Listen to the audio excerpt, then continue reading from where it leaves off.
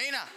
प्रताप राय किसके समकालीन? समुद्रगुप्त। और समुद्रगुप्त को हम लोग क्या कहते हैं?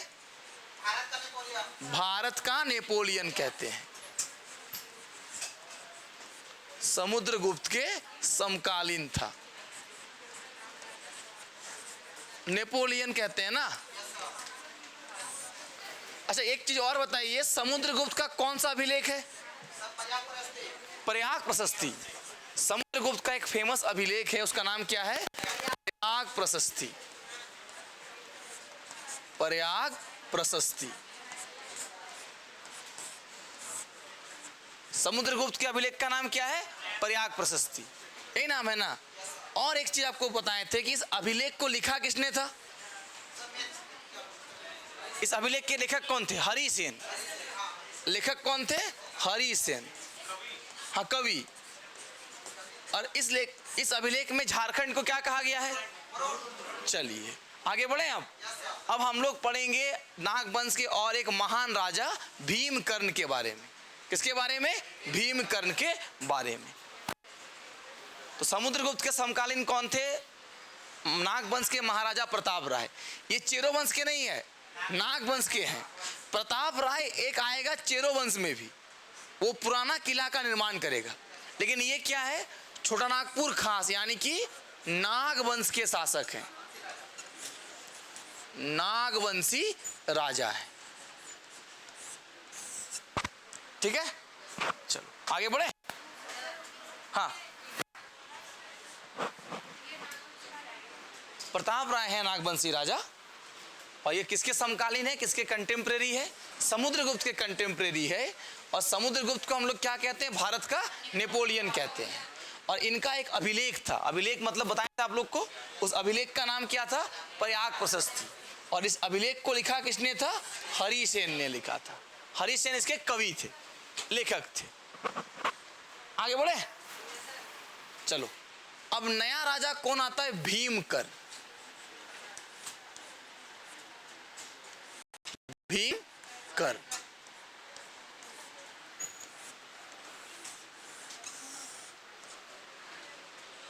अब अचानक से राय से कर्ण कैसे हो गया?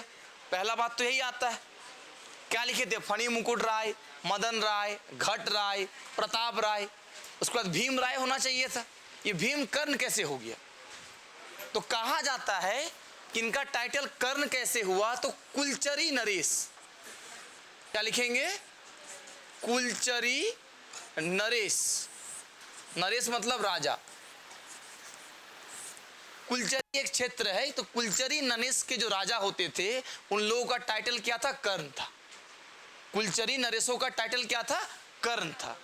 और उन्हीं लोग के द्वारा इनको क्या दिया गया था? कुछ कहते हैं उपाधि दिया गया था, पदवी दिया गया था। जैसे गांधी लगता है ना, गांधी टाइटल लगता है, या कोई किसी को अपना क्या दे दे? टाइटल दे दे कि आज के बाद आप मेरे टाइटल का यूज कीजिएगा। या फिर मान लेते हैं किसी को कोई सम्मान दिया जाए, दिया जाता है, उपाधि दिया जाता है। हाँ, महात्मा गांधी को केसरी हिंद दिया गया था। वैसे अगर कुछ टाइटल दिया गया उसकी हम लोग बात करते हैं। तो कुलचरी नरेशों का टाइटल क्या था? कर्ण। कुलचरी नरेश का टाइटल क्या होता था? कर्ण। और यहीं से इनको क्या मिल गया? कर्ण वाला टाइटल मिला। क्या लिखेंगे? कुलचरी नरेश का टाइटल। नहीं नहीं नहीं, कुछ कहते हैं बंगाल क्षेत्र के थे, कुछ कहते हैं उड़ीसा क्षेत्र, छत्तीसगढ़ क्षेत्र के थे, पर एक्चुअली हमको आइडिया नहीं है। कुलचरी नरेशों के द्वारा जो अपना टाइटल लगाया जाता था वो क्या था? कर्ण था। और इन्हीं से मतलब थोड़ा सा प्रभावित होकर, इम्प्रेस्ड होकर इन्होंने भी अपने नाम क्या क्या लगा लिया? भीमकर्ण। भीमकर्ण के बारे में कहा जाता है कि ये बहुत ही प्रतापी शासक थे, बहुत ही अच्छे शासक थे। और ये कब राजा बने थे? किस सेंचुरी में राजा बने थे? तो 11वीं और 12वीं, 11वीं और 12वीं, 11वीं से लेकर 12वीं सेंचुरी के बीच में ये क्या बनते हैं? नागवंश के शासक बनते हैं। कब बनते हैं? तो क्या लिखेंगे?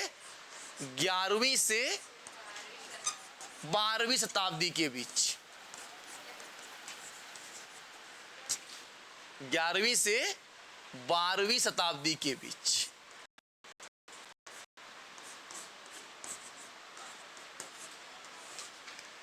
तो भीमकर्ण 11वीं से 12वीं शताब्दी के बीच क्या बनते हैं? राजा बनते हैं, याद रहेगा, शासक या फिर राजा बनते हैं। कौन? भीमकर्ण। और अपना टाइटल क्या लगा लेता है? कर्ण। धीरे धीरे ये अपने साम्राज्य को मजबूत कर रहा था, स्ट्रॉन्ग कर रहा था। और ये जो 11वीं या 12वीं शताब्दी कह रहे हैं, मतलब कब? 1100 के आसपास की बात कर रहे हैं। 1095 से लेकर इनका कार्यकाल क्या हो जाता है? स्टार्ट हो जाता है। किसका? भीमकर्ण का। लेकिन इन्हीं के समय काल में एक बहुत ही महत्वपूर्ण घटना घटी थी जो इनको और फेमस बना दिया था और प्रसिद्ध बना दिया था। हम लोग कभी कभी कहते हैं ना कि आपदा में भी अवसर होते हैं। कभी बहुत बड़ा कोई चुनौती आ गया और उससे आप अगर निकल गए तो आप महान कहलाएंगे, और नहीं निकले तो आपका नामो निशान मिट जाएगा। यही होता है ना, अगर आपदा से आप बच के निकल गए तो आप क्या बन गए? महान बन गए। और वो आपदा को निपटा दिया तो आप निपट गए। यही होता है ना। खैर देखिए, भीमकर्ण के समय रक्सेलों का आक्रमण हुआ। भीमकर्ण के समय छोटनागपुर के नागवंश पे किसका आक्रमण हुआ? रक्सेल। रक्सेल का आक्रमण।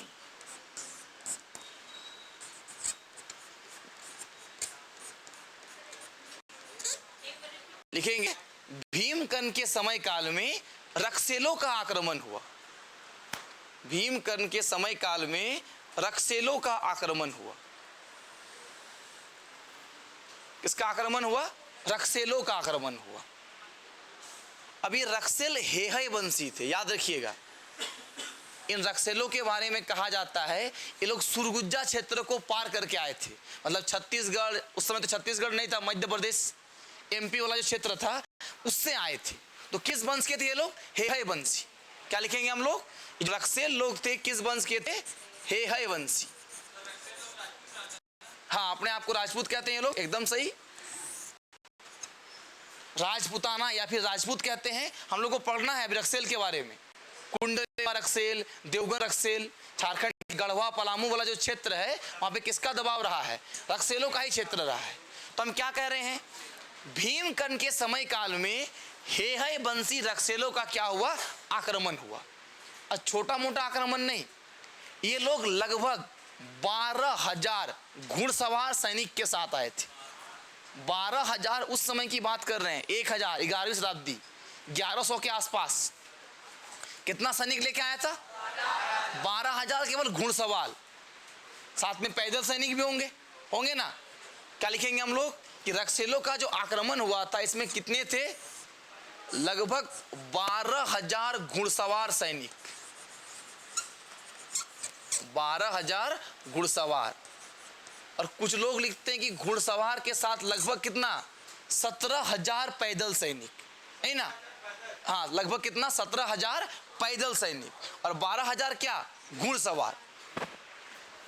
कई सारे जगह में लिखा गया है कि 12,000 घुड़सवार के साथ 17,000 क्या था? पैदल सैनिक था। मतलब जो भाला उला लेके चलते हैं, राशन पानी लेके चलते हैं ना, पैदल सैनिक।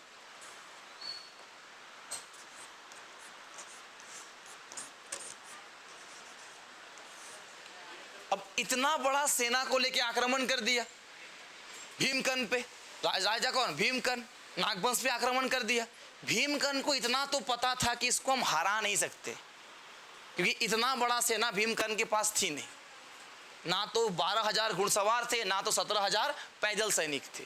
मतलब आसपास के जितना कबीला के लोग था ना, सबको बोला चलो लूट के आते नागवंश में, क्योंकि नागवंश का समृद्धि का चारों ओर था कि नागवंश का छत्र छाया है, वहां पे बहुत धन है, सोना मिल रहा था, हीरा मिल रहा था। तो सोना हीरा बेचेगा तो क्या मिलेगा? पैसा मिल रहा था।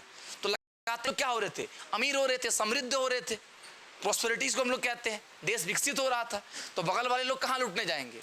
जहाँ विकसित है वही ना जाएंगे। तो कहा कि चलो निकल पड़ते हैं। अब मान लेते हैं कि अगर हमारे यहाँ से कोई पाकिस्तान जाएगा तो क्या लूटेगा? कुछ होना भी तो चाहिए। जहाँ पे रहेगा वही ना जाएगा। कोई भी चीज़, कहीं पे खाने पीने का सामान रहे तो लोग जाए।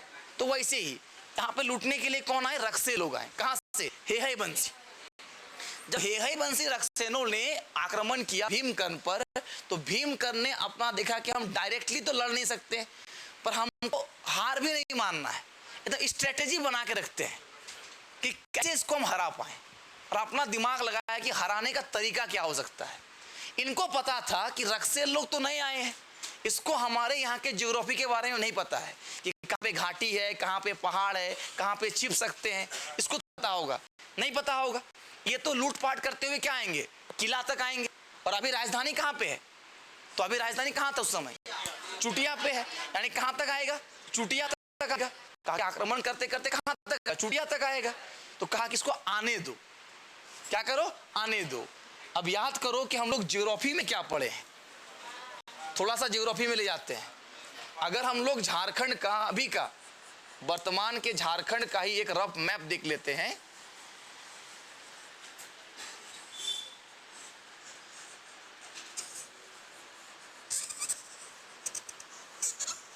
कुछ ऐसा भी हम लोग का झारखंड है वर्तमान में।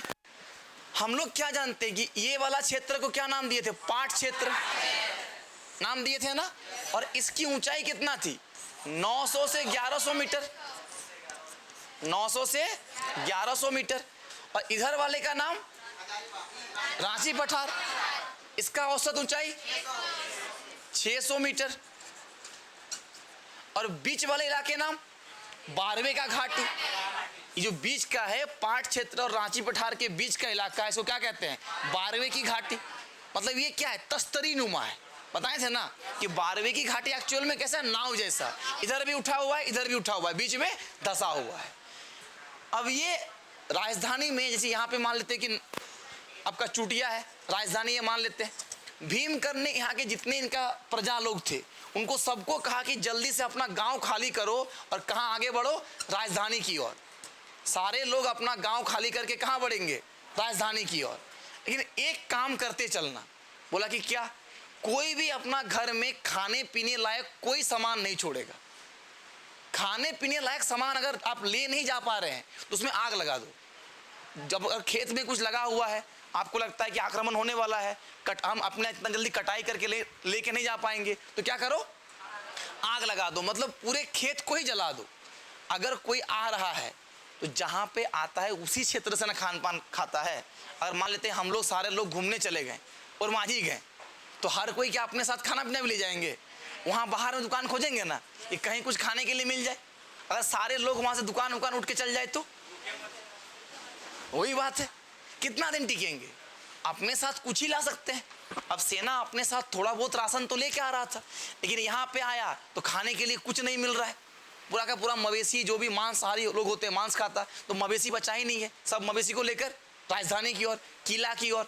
मतलब अपने सारे सेना को कहा कि तुम अपना गांव छोड़ के क्या कर जाओ, निकल जाओ, गांव में रहो ही मत। दूसरा बात, सारे पानी के सोर्स को जहरीला बना दो। जो भी पानी का सोर्स है, सेना आ रहा है, घोड़ा लेके आ रहा है, तो घोड़ा को क्या पिलाएगा, पानी। अपने साथ उतना पानी लाएगा नहीं, तो कहा कि जो सोर्स है, छोटा मोटा तालाब है, पोखर है, कुआं है, उसमें जहर डाल दो। अगर उस पानी को पिएगा तो उसका सैनिक मारा जाए। बस धीरे धीरे सारे सेना क्या होने लगा, राजधानी की ओर बढ़ने लगे, अपने गांव छोड़ के निकल गए, मतलब गांव वीरान। अब इन लोग को क्या लगा कि बच्चा डर के भाग गया है, आज ही हरा देंगे। लगता है ना कि अच्छा डर के सब ऐसे ही भाग गया है, चलो सीधा कहाँ राजधानी करेंगे, राजधानी में अटैक करेंगे और इसको हरा देंगे। भीमकर्ण को हराएंगे, वहां सबको लूटेंगे और वापस जाएंगे। और भीमकर्ण अपना सारा सेना को इस जगह पर तैनात कर दिया। देखिए इस पॉइंट पे तैनात कर दिया, नहीं राजधानी तरफ। और कहां पे, घाटी के पास। अभी ना ट्रेन बन गया है, बस बन गया तो आ जाते हैं। अभी भी आप देखिएगा लातेहार वगैरह जाइएगा तो आपको घाटी दिखता है ना, रास्ता के एक साइड में पूरा खाई है। तो वैसे ही अब उसका सेना घोड़ा से खाई से ऊपर आ रहा है और भीमकर्ण का सेना टॉप में खड़ा है, यहाँ खड़ा है ना, अब यहाँ तैयार है। जैसे ही सब देखा कि हड़बड़ा के सेना क्या कर रहा है, अब घाटी में चढ़ना चालू किया है, बोला कुछ नहीं करना है, बड़ा बड़ा पत्थर है, धकेल दो। हथियार तो बाद में चलाएंगे, तीर तो चलाएंगे ही, पहले क्या करो, पत्थर धकेल दो। और बिना हथियार का पत्थर से कितना मरा होगा सोचिए। एक आदमी चढ़ रहा है, इधर से पत्थर गिरे तो बचने का चांस है, और जो दो चार को बचा बोला मारो अब तीर। ये ऊंचाई पे कौन है, भीमकर्ण की सेना। तो जब भी डायरेक्टली होता है, जो टॉप पे रहता है ना, तो हमेशा एडवांटेज में, टॉप में रहने में हमेशा एडवांटेज। हम लोग विक्रम दत्ता जी का नाम, दत्ता जी का बार बार नाम लेते हैं, कहता है दिल मांगे मोर वाला, तो कारण क्या था, वो हील का ही ना बात था, उस हील को जीतना था। तो सेम टू सेम भीमकर्ण की सेना एकदम टॉप में और अक्सेलो की सेना बॉटम में। अब सेना यहाँ पे परास्त हो गया, यहीं पे हारने लगा। अब जब ये सेना हारा तो भीमकर्ण कहा कि रुकना नहीं है, अगर ये यहाँ पे जाकर रुका और अपने आप को फिर से स्टेबल किया तो फिर से क्या करेगा, आक्रमण करेगा, अपना जो भी और सेना होगा उसको फिर लेके आएगा। कहा कि अब इसके पीछे चलो। अब क्या चलो इसको, कि इसको सेना को तो उम्मीद है कि ये आएगा नहीं, ये पहले ही भाग गया था, अब हम लोग को यहाँ भले मार दिया, हम लोग यहाँ के रुकेंगे। अब ये पीछे ही लग गया और खदेड़ते खदेड़ते कहा जाता है कि पूरा छत्तीसगढ़ को पार करके जो गढ़वाल वाला क्षेत्र है ना, मध्य प्रदेश तक के इलाके को भीमकर्ण ने इनडायरेक्टली रूप से अपने कब्जे में ले लिया। इन लोगों को कहां तक खदेड़ दिया, एमपी के पार कर दिया।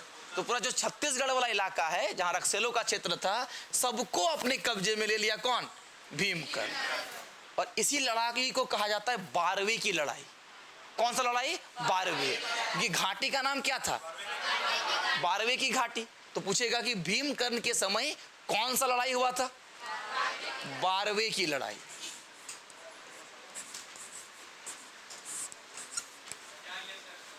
भीमकर्ण के समय कौन सा लड़ाई, 12वीं की लड़ाई। और इस 12वीं की लड़ाई में हम लोग क्या याद रखेंगे, कौन जीतता है, भीमकर्ण। जीता कौन, भीमकर्ण।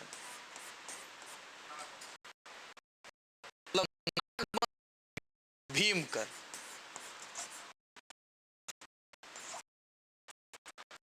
और जीतने के बाद क्या कह रहे हैं हम लोग, कि भीमकर्ण जीतने के बाद लिखिए टोरी परगना, क्योंकि लातेहार में है, टोरी परगना से लेकर सुरगुज्जा बोले तो अभी का छत्तीसगढ़ वाला इलाका, टोरी परगना से लेकर सुरगुज्जा एवं गढ़वाल तक, इस साइड में भी पूरा कह रहे धकेल दिया। यूपी भी टच कर रहा है ना, अभी पूरा उस इलाका को क्या कर लिया, कंट्रोल में ले लिया था। क्योंकि लोगों ने सोचा कि इतना बड़ा सेना को हरा दिया, एक दबदबा बन जाता है ना। कहा जाता है सुरगुजा से लेकर कहां तक, गढ़वाल तक अपना क्षेत्र विस्तार किया था, पर कंट्रोल में नहीं रखा था। मतलब एक बार पहुंच गया तो कम से कम नाम तो हो गया ना, अपना क्षेत्र विस्तार किया था। गढ़वाल तक अपना क्षेत्र विस्तार किया था। किसने किया था, भीमकर्ण ने। कौन सी लड़ाई में, 12वीं की लड़ाई में। किसको हराया था, रक्सेलो को हराया था। देखो अब इसमें से टोरी परगना को तो परमानेंटली अपना ही हिस्सा में मिला लिया। टोरी परगना को किसमें शामिल कर लिया, नागवंश में। तो लिख लीजिए कि इस लड़ाई के बाद टोरी परगने को नागवंश के क्षेत्र में शामिल कर लिया गया। इस युद्ध के बाद टोरी परगना को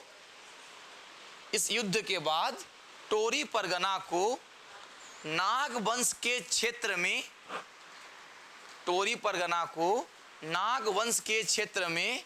शामिल कर लिया गया। नागवंश के क्षेत्र में शामिल कर लिया गया। लिख लिए, लिखिए। इस युद्ध के बाद टोरी परगना को नागवंश के क्षेत्र में शामिल कर लिया गया। ठीक है, आगे लिखेंगे, लिखो आगे कि भीमकर्ण ने सुरगुज्जा में, कहां पर, सुरगुज्जा बोले छत्तीसगढ़, ब्रैकेट में छत्तीसगढ़ लिख लीजिए। सुरगुज्जा में भीम सागर का निर्माण करवाया। किसका निर्माण करवाया, भीम सागर का निर्माण करवाया। हाँ, भीम सागर झील बोले, सागर मतलब प्रशांत महासागर जैसा बात नहीं कर रहे हैं। उसका नाम दे रहे भीम सागर। जैसे पश्चिम सिंहभूम में क्या है, बेनू सागर है ना। भीमकर्ण ने सुरगुज्जा या छत्तीसगढ़ में किसका निर्माण करवाया था, भीम सागर का निर्माण करवाया था। और ऐसा कहा जाता है कि जब 12वीं की लड़ाई में भीमकर्ण जीतता है तो हेहय वंशी लोग किसको लूटने के लिए आया था, नाग वंश को। बदले में भीमकर्ण ने रक्सेलों को क्या किया था, लूट लिया था। और इस लूट के माल में एक वासुदेव की मूर्ति मिली थी। किसकी मूर्ति मिली थी, वासुदेव की। देखिए कि भीमकर्ण द्वारा रक्सेलों से लूटे गए, भीमकर्ण द्वारा रक्सेलों से लूटे गए सामग्री में, द्वारा रक्सेलों से लूटे गए सामग्री में एक वासुदेव, हाँ एक वासुदेव की मूर्ति मिली थी, या वासुदेव की मूर्ति प्रमुख है। पूछ सकता है आपको, जब भीमकर्ण ने रक्सेलों को हराया, सामग्री में मतलब सामान में वासुदेव की मूर्ति मिली थी, हाँ नहीं कृष्ण भगवान। नहीं, वो रक्सेलों के पास था। अब कहां से आया था नहीं पता। रक्सेलों के साथ जो लूटा गया उस सामान में इसको क्या मिला, वासुदेव की मूर्ति मिली थी। किसको मिली थी, भीमकर्ण को मिली थी। तो ये हमारा कौन था, भीमकर्ण। अब जैसे इसको अब क्या समझ में आया कि ये जो राजधानी है ना, ये थोड़ा सामने हो जा रहा है। राजधानी किधर पड़ जा रहा है, सामने पड़ जा रहा है। राजधानी कहाँ है अभी, चुटिया। पहले कहाँ था, सुतियाम्बे। दूसरी बात इसको ये भी लगा कि अभी पूरा देश में तुर्की लोग आक्रमण कर रहा है। कब की बात कर रहे हैं हम लोग, 1100 के आसपास। वो पढ़ते होंगे आप लोग दाहिर, उन लोग का आक्रमण चल रहा था। अरब आक्रमण 712 के आसपास, फिर तुर्कों का आक्रमण। तो ये जो घटनाएं जब चल रहा था, क्योंकि उस समय हम लोग क्या देखें, गुलाम वंश आएगा, कुतुबुद्दीन ऐबक आएगा। कब आता है, 1206 पढ़ते हो आप लोग। तो यानी कि कहीं ना कहीं आक्रमण तो जारी था। तो इनको लगा कि जो मुस्लिम आक्रमणकारी कर रहा है, तुर्क लोग आक्रमण कर रहा है, उसके रास्ते में कौन पड़ जा रहा है, हमारा झारखंड। झारखंड में कौन, राजधानी चुटिया। तो राजधानी को थोड़ा सा अंदर की ओर ले चलते हैं। और कहां लेके गया, अंदर की ओर राजधानी कहां ले गया, खोखरा। तो भीमकर्ण ने अपनी राजधानी चुटिया से कहां ले जाता है, खोखरा। तो लिखिए, भीमकर्ण द्वारा, वेरी गुड। कब हुआ था तराइन का पहला युद्ध,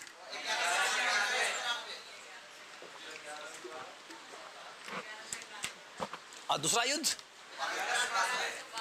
चलिए यानी हम क्या लिख रहे हैं, लिखेंगे भीमकर्ण द्वारा आक्रमणकारी डर से या आक्रमणकारियों से बचाव हेतु, ऐसा लिखिए। भीमकर्ण द्वारा आक्रमणकारियों से, ब्रैकेट में तुर्क लिख लीजिए, तुर्क,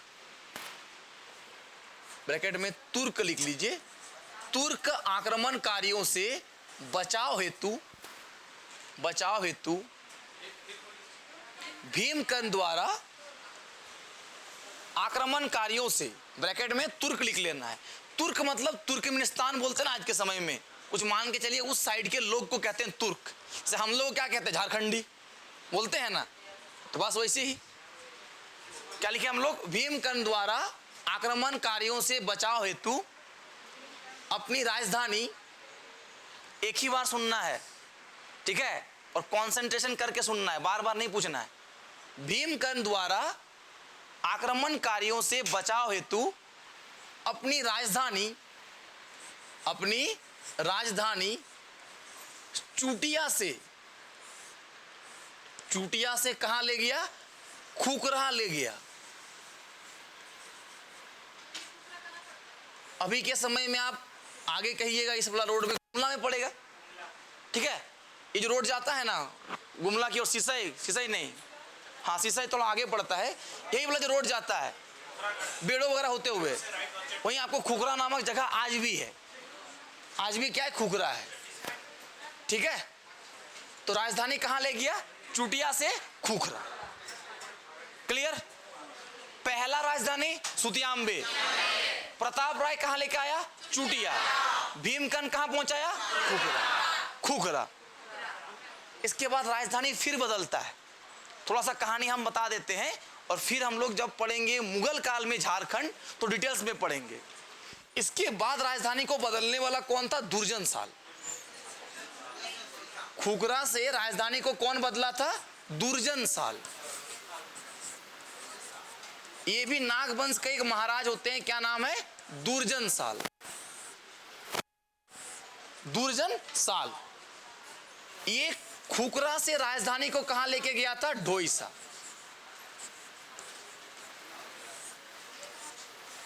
ये भी गुमला में ही है। और आगे उधर चलिएगा तो और आगे खुखरा के और अंदर आपको क्या मिलेगा? ढोइसा। आज भी है ढोइसा गढ़, इसको कहते हैं हम लोग।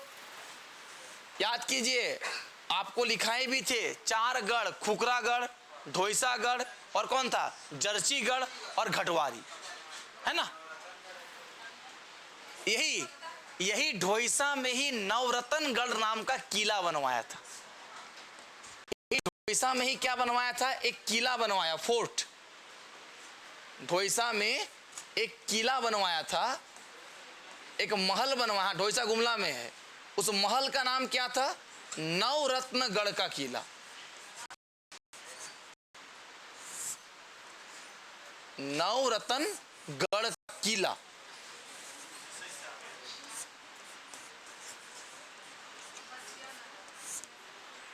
ठीक है। क्या कह रहे हैं हम लोग कि नागवंशी महाराज दुर्जन साल ने अपनी राजधानी खुखरा से कहां लेके आया था? ढोइसा या ढोइसागढ़। और यहां पे एक किला बनवाया था जिसका नाम क्या था? नवरत्नगढ़ का किला। एक 5 मंजिला किला था। ये जो किला था ना, 5 मंजिला।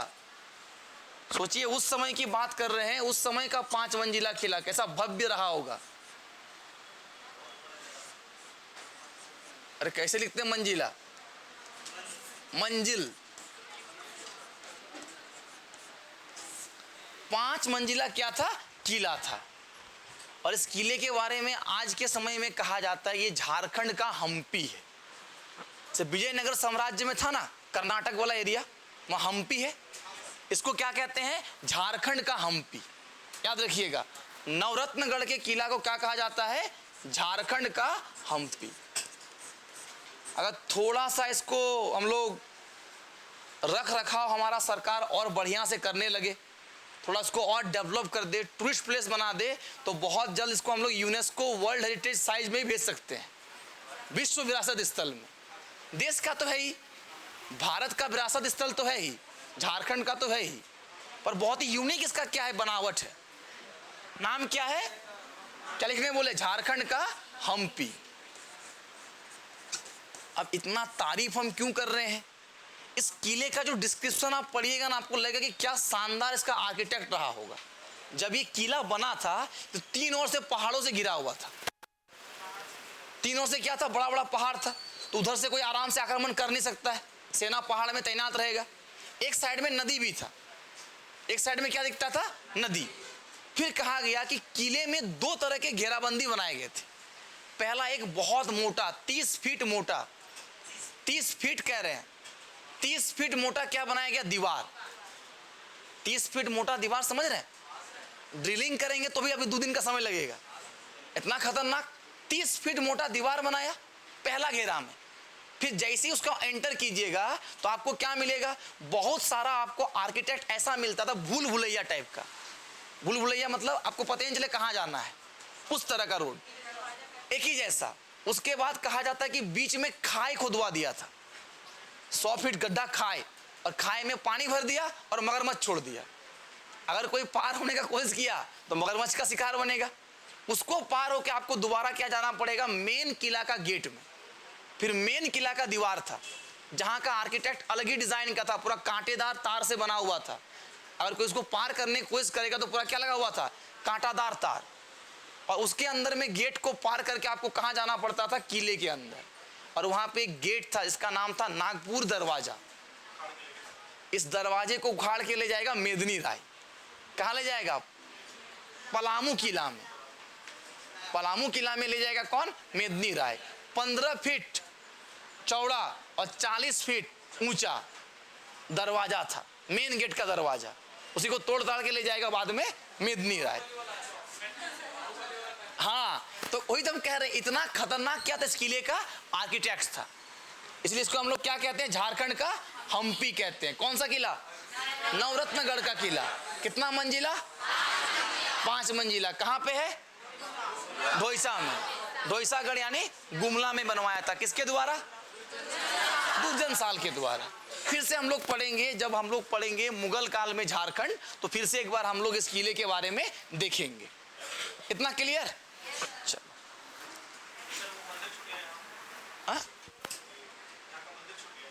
कौन सा मंदिर? यहाँ पे जो मंदिर है, कपिल मंदिर बनवाया था रघुनाथ शाह ने। यहाँ मंदिर बनाया था कपिल मंदिर। यहाँ पे एक मंदिर है, वो सही कह रहा है। इस किले में आपको एक मंदिर देखने को मिलेगा, कपिल मंदिर या कपिल नाथ मंदिर। उसको बनवाया था रघुनाथ शाह। अब तो गिर गया है, अब तो है ही नहीं, अब ध्वस्त हो गया है। अभी किले का आपको इमेज दिखा देंगे तो खंडहर टाइप का दिखता है। पर इसी किले में कहा जाता है, लिख ही लीजिएगा, कि नवरत्नगढ़ के किले में एक मंदिर बनवाया गया था, कपिल नाथ मंदिर। कपिल नाथ मंदिर। इस मंदिर को बनाया था, इसके बाद दुर्जन साल के बाद एक राजा बना था, रघुनाथ शाह। रघुनाथ शाह बहुत जगह मंदिर बनवाया था। ये बोड़िया का मदन मोहन मंदिर, चुटिया का राम सीता मंदिर, ये सब किसने बनवाया था? रघुनाथ शाह। बोड़िया में है ना मदन मोहन मंदिर, उसको भी बनवाने वाले यही थे। हाँ, वहाँ गेट में लक्ष्मी नारायण तिवारी लिखा हुआ ही रहेगा, क्योंकि उसको किसके देखभाल में बना था बोड़िया वाला मंदिर? लक्ष्मी नारायण तिवारी के देखभाल में। ठीक है। इस किले का एक खासियत और बता रहे हैं, इसमें झरोखा दर्शन का व्यवस्था था। झारखंड का पहला किला था, इसमें झरोखा दर्शन की व्यवस्था थी। हाँ, झरोखा दर्शन समझते हैं? अरे मान लो शाहरुख खान का बर्थडे है, तो शाहरुख खान अपना छत में आता है ना, लोगों को दिखाने के लिए, दर्शन देने के लिए। तो उस समय राजा भी तो भगवान का अवतार होते थे ना, तो रोड में लोग जमा हो गए। अब राजा मिलने जाएंगे तो दिक्कत हो जाएगा, कोई अटैक कर दिया तो राजा अपना छत में आ गए और जितना भी धन हुआ, पैसा हुआ, पूरा एकदम फेंकने लगे, बांटने लगे। ठीक है। तो झरोखा दर्शन की व्यवस्था कहाँ थी? नवरत्नगढ़ के किले में थी। आगे बढ़े, मतलब ये झारखंड का एक गौरव था। क्या आगे बढ़ा जाए? आगे अब हम लोग एक और वंश को देखने वाले हैं, रक्सेल वंश, कि झारखंड में रक्सेल वंश कैसे कैसे आया और कहां पे अपना एरिया बनाया, इसको हम लोग देखने वाले। कौन सा वंश? रक्सेल वंश। देखो, हम लोग ऐसा नहीं कि नागवंश खत्म हो गया, अब हम लोग ऐसे पढ़ेंगे, दिल्ली सल्तनत के समय नागवंश, औरंगजेब के समय नागवंश, जहांगीर के समय नागवंश, अकबर के समय नागवंश। तब तो समझ आएगा कि जब अकबर आक्रमण करने भेजा होगा तो नागवंश के राजा कौन था, तब कहानी समझ में आएगा कि जब शेर शाह सूरी सल्तनत में बैठा होगा उस समय शासक कौन बना था, ये हम लोग को देखना होगा। यानी हम लोग कंपैरेटिव करेंगे। लेकिन पहले सारा का सारा क्या क्या लिखाए थे? नागवंश, रक्सेल वंश, चेरो वंश, ढाल वंश, सिंह वंश, पंचेत वंश, खड़गडिहा वंश। कम से कम सबके बारे में जान तो लें कि कौन कहाँ पे था, कैसे ये उत्पत्ति हुआ था। तब हम लोग कहानी को क्या करेंगे? एक साथ आगे बढ़ाएंगे। मतलब अभी हम लोग का हिस्ट्री स्टार्ट नहीं हुआ है। फिल्म देखते हैं ना, तो फिल्म से पहले एक डिस्क्लेमर नहीं आता है, कैरेक्टर इंट्रो, उसके बाद दिखाता है कि अतीत में कहानी क्या था, अतीत में ये लोग आपस में क्यों लड़ते थे, फिर किस में आएगा? कहानी में आएगा। हम पहले ही बताए थे कि हम लोग कोशिश करेंगे कि बोरिंग टाइप से ना पढ़े, ऐसा बोरिंग टाइप से ना लगेगा इतिहास पढ़ा रहा है, ऐसा ना हो। हम लोग कहानी टाइप से पढ़े, जिससे क्या हो, याद रहे, रिलेट कर पाए। तो लिखे अब हम लोग रक्सेल वंश, झारखंड में रक्सेल वंश।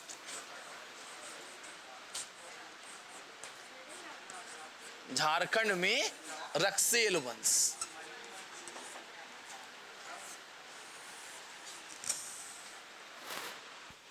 सेम टू सेम पहला पॉइंट क्या लिखेंगे जो अभी उन्होंने कहा था कि रक्सेल वंश अपने आप को क्या मानते हैं? राजपूताना मानते हैं। राजपूताना यानी कि राजपूत मानते हैं। और राजपूत का समानार्थी अर्थ क्या बनाया जाता है? क्षत्रिय।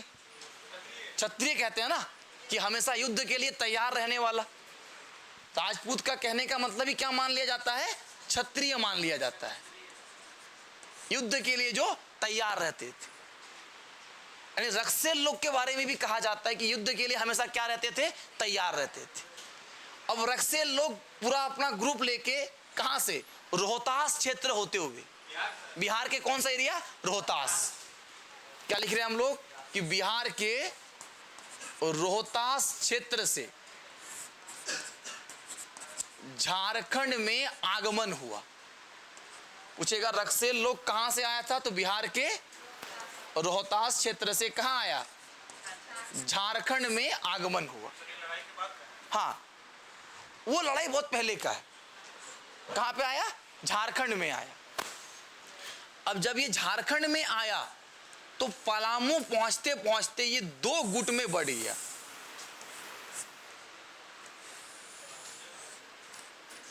पलामू पहुंचते पहुंचते कितना गुट में बढ़ गया? 2 गुट में। कुछ मतभेद हो गया, कहा कि तुम उधर वाला निपटाओ, हम इधर वाला निपटाते हैं। मतलब दोनों क्या हो गया? अलग अलग बढ़ गए। एक जो ग्रुप है, ग्रुप ए मान लेते हैं इसको, है ना। ग्रुप ए कहां से पार हुआ? हरिहरगंज। पलामू क्षेत्र वाले जो होंगे बताएंगे सब है क्या अभी भी? हरिहरगंज, महाराजगंज,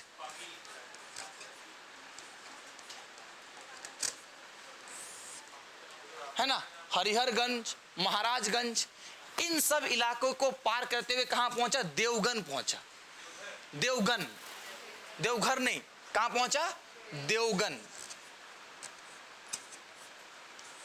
और देवगन में ही क्या बनवाया? अपना किला बनवाया, अपना फोर्ट बनवाया। इसी कारण से ये लोग कहलाया देवगनिया रक्सेल। देवगन पहुंचा और देवगन में क्या बनवाया? अपना किला। किला मतलब फोर्ट। और जहां किला बना वहीं पे क्या होगा? राजधानी। हम लोग का राजधानी कौन? लाल किला। देश की राजधानी नई दिल्ली ना। हाँ, तो वैसे ही याद कर लेंगे, ठीक है। हरिहरगंज, महाराजगंज होते हुए कहां पहुंचा? देवगन में पहुंचा और यहीं पे अपना किला बनवाया, फोर्ट बनवाया। और ये लोग क्या कहलाए? देवगनिया रक्सेल। क्या लिख लेंगे इन लोग को? देवगनिया रक्सेल।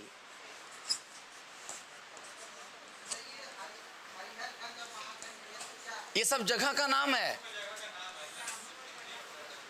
जैसे आपके घर साइड में बहुत सारा जगह होगा, है ना, यहाँ के लोग नहीं जानते होंगे। जैसे हम लोग तो सरैया हाट, पुड़ैया हाट, अमड़ा पाड़ा, लिट्टी पाड़ा, है ना, पाकुड़ साइड में सारी जगह है। अब बताइए, जगह का नाम है ना।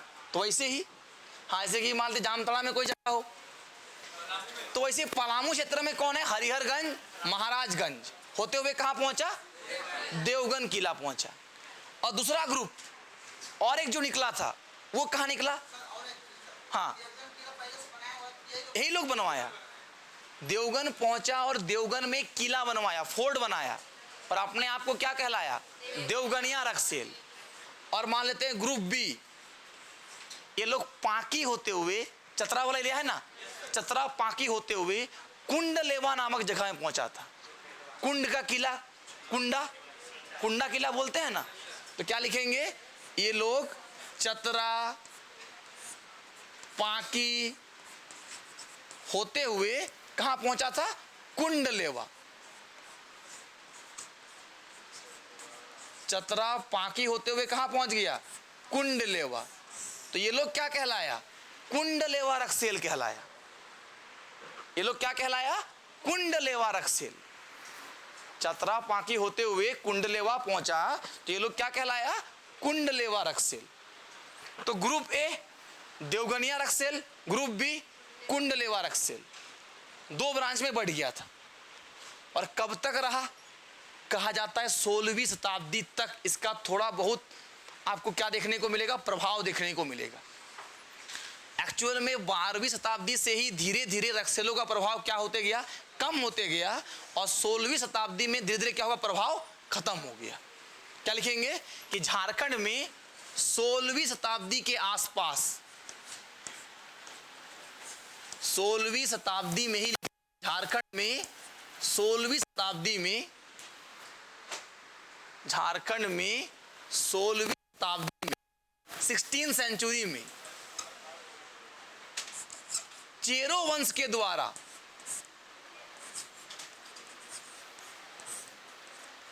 वंश के द्वारा रक्सेलों को हरा दिया गया। चेरो, चेरो भी एक वंश है, जैसे रक्सेल है ना, वैसे ही कौन है? चेरो। तो 16th सेंचुरी में चेरो वंश किसको हरा देता है? रक्सेल को, और पूरा कंट्रोल किस में आ जाता है? चेरो वंश के अंदर में आ जाता है। लिखेंगे 16वीं शताब्दी में चेरो वंश के द्वारा रक्सेलों को हराकर, ठीक है, रक्सेलों को हरा दिया जाता है, ठीक लिखें, कोई दिक्कत नहीं, या रक्सेलों को हराकर उस क्षेत्र को अपने कब्जे में कर लिया जाता है। मतलब अब पलामू गढ़वा वाला क्षेत्र का, चतरा वाला क्षेत्र का शासक कौन बनेगा? चेरो वंश के लोग। यानी कौन सा वंश स्टार्ट होगा? चेरो वंश। याद रहेगा? तो 16वीं शताब्दी में रक्सेल वंश को हटा के कौन सा नया वंश आया? चेरो वंश। तो नेक्स्ट क्लास में हम लोग पढ़ेंगे चेरो वंश। आज के लिए धन्यवाद।